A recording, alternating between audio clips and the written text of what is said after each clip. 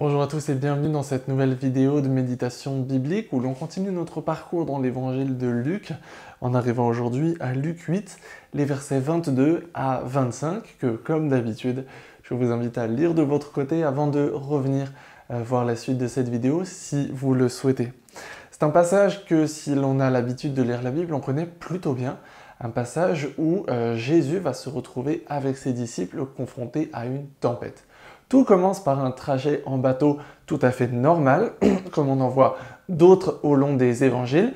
Ils sont au bord d'un lac et ils vont vouloir passer, Jésus et ses disciples, d'un côté du lac à l'autre côté. Et ils vont utiliser pour cela, comme ils le font très souvent, un bateau. On a peut-être un peu plus l'habitude de voir dans nos traductions classiques le mot « barque » employé. Alors, le mot qui est en grec peut vouloir dire les deux, et très souvent on nous parle d'une embarcation, en tout cas, qui peut contenir pas mal de personnes, au moins 13 personnes là, en l'occurrence. Donc il est vrai que certains traducteurs considèrent qu'il vaudrait mieux parler de bateau que de barque pour mieux rendre compte de la taille de l'embarcation, mais c'est un détail. Ils montent en tout cas dans une embarcation, dans un bateau plus ou moins grand pour aller de l'autre côté du lac. Et c'est normal, c'est quelque chose qu'ils font souvent, c'est quelque chose que même certains d'entre eux ont tout à fait l'habitude de faire. Souvenons-nous qu'une partie des disciples étaient pêcheurs avant de suivre Jésus. Être sur l'eau, être dans un bateau, c'est pas quelque chose qui est exceptionnel, au moins pour certains d'entre eux. Et même se retrouver pris dans une tempête, comme cela va arriver, ce n'est pas non plus quelque chose de forcément exceptionnel pour au moins un certain nombre d'entre eux. Et donc, comme je le disais, ce trajet tout à fait normal va prendre une tournure particulière parce qu'ils vont être pris dans une tempête. Et comme je le disais il y a quelques instants, le fait que certains d'entre eux aient eu l'habitude de la navigation et donc potentiellement aussi l'habitude d'être confrontés à des tempêtes, mais le fait qu'ils réagissent si fort montre peut-être la puissance, la force de cette tempête. Et face à cette tempête, en fait, dans le texte, on voit deux réactions différentes. D'abord, la réaction des disciples que je mentionnais il y a quelques instants, c'est qu'ils ont peur. Ils ont très peur. Et dans la manière dont ils vont s'adresser à Jésus après, on voit même qu'ils ont le sentiment qu'ils vont mourir. Ils disent « nous sommes perdus ». Ça, c'est la première réaction.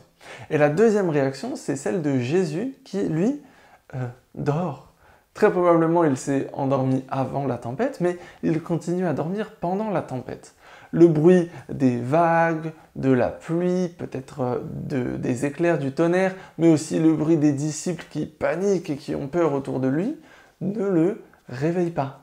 Il dort tranquillement et paisiblement. Et les disciples ont tellement peur qu'ils vont réveiller Jésus. C'est un réflexe que l'on peut trouver tout à fait logique.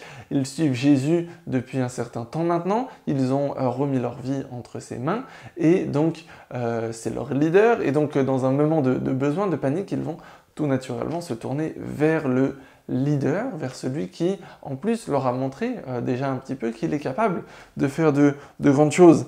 Ils le réveillent et Jésus va instantanément calmer la tempête. C'est incroyable, il ordonne à la tempête, il parle à la tempête comme si c'était quelqu'un, et la tempête s'arrête. Je ne vais pas trop me concentrer là-dessus aujourd'hui, parce qu'on a déjà eu l'occasion de le faire, mais plutôt sur ce que Jésus va dire ensuite à ses disciples. Il leur dit « Où est votre foi ?» Et c'est une question qui est intéressante et qui peut avoir deux sens. Le premier, deux sens, je crois qu'ils sont complémentaires. Le premier, c'est effectivement, où est votre foi? Vous n'avez pas cru, mais pourquoi vous ne croyez pas? Où elle est? Où est-ce qu'elle est passée, votre foi? Et le deuxième sens, je crois qu'il est un petit peu plus profond, un petit peu plus aussi riche d'enseignements pour nous, c'est où est votre foi dans le sens de en quoi avez-vous placé votre foi? Dans quelle direction est votre foi? En quoi est-ce que vous croyez? En quoi est-ce que vous avez cru? Comme pour dire, mais si vous placez votre foi en moi, si vous croyez réellement en moi, eh bien, pourquoi est-ce que vous avez eu peur? Et ça, c'est très très fort pour nous. Parce que, bon, personnellement, je ne me suis jamais retrouvé dans une tempête sur un bateau. mais je ne peux pas pour autant dire que ma vie a été exempte de tempêtes et qu'elle le sera aussi à l'avenir. Évidemment, on traverse des tempêtes dans nos vies quotidiennes. Je n'ai même pas besoin de donner d'exemples. Je crois qu'il y en a plein qui vous ont sauté à l'esprit dès que j'ai évoqué cette idée. On passe par des tempêtes. Et c'est une question, la question que Jésus adresse à ses disciples, que l'on peut se poser dans ces moments-là.